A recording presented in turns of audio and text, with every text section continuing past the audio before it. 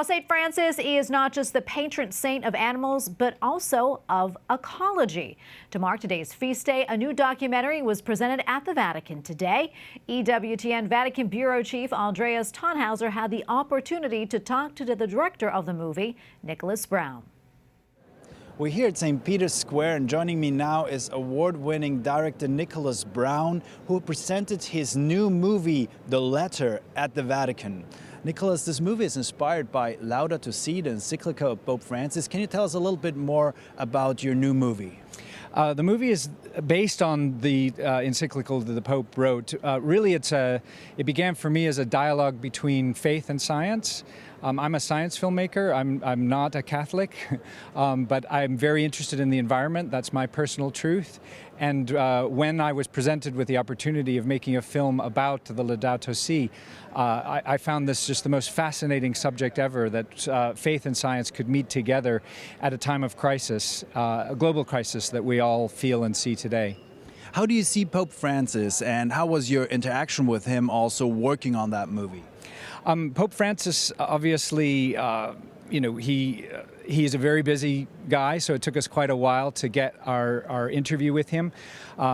We brought four what we called voices of disenfranchised voices from around the world: voice of indigenous, voice of wildlife, voice of the poor, and voice of the youth. And we brought them to meet Pope Francis, so the interaction was mainly with them and him. He arrived 20 minutes early and left 20 minutes late. We had 80 minutes with the Pope, which I'm told is quite a substantial amount of time.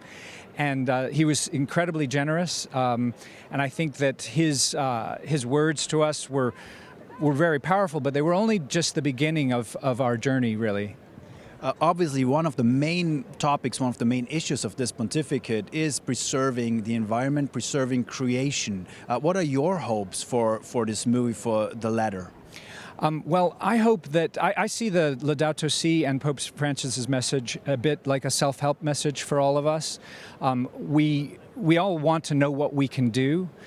And that's a tricky thing, and it's up to each individual to find what they can do to contribute to climate change, whether it's through their voting or the way that they behave, or indeed get involved in some kind of a movement to protect the planet, conserve biodiversity. It really is the greatest issue facing humanity. We know now that future generations will suffer if we don't do something and the planet continues to heat up.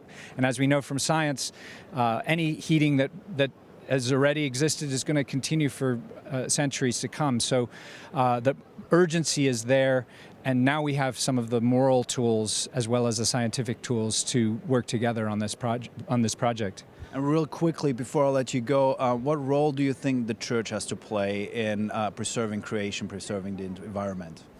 The Church offers moral guidance, and I think ideas such as ecological sin or indeed ecological conversion, these ideas by which we look at ourselves as responsible for creation rather than just users and abusers of creation.